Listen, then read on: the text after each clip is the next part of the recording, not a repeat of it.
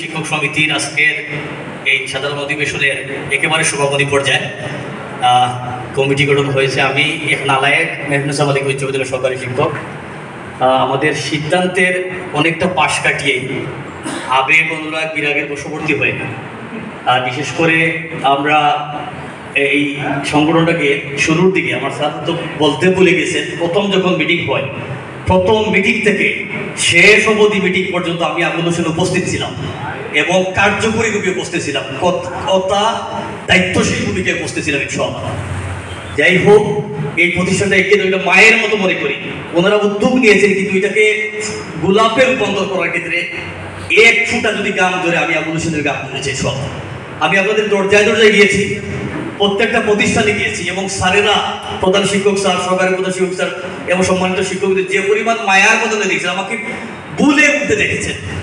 জানি না আমি ভুল করেছি কিনা, যদিও প্রচার মাধ্যমে গিয়েছি। আজকের উপস্থিতিতে এই যে স্বতঃস্ফূর্ত উপস্থিতি, আমার যাওয়াটার পিছনে, আজকের উপস্থিতির পিছনে এই যাওয়াটা হয়তো একটু ভূমিকা রাখতে পারে।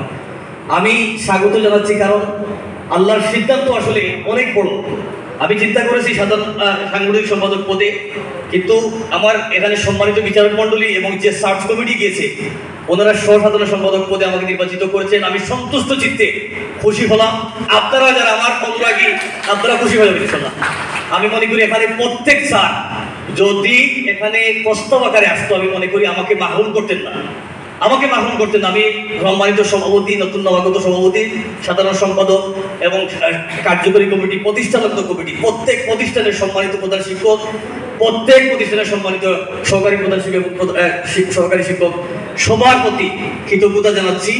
আমরা কাজ করে যাব, আমাদেরকে কাজে লাগাবেন ইনশাআল্লাহ। এই তথ্য ব্যক্ত করে আমার কথা এখানে শেষ করছি।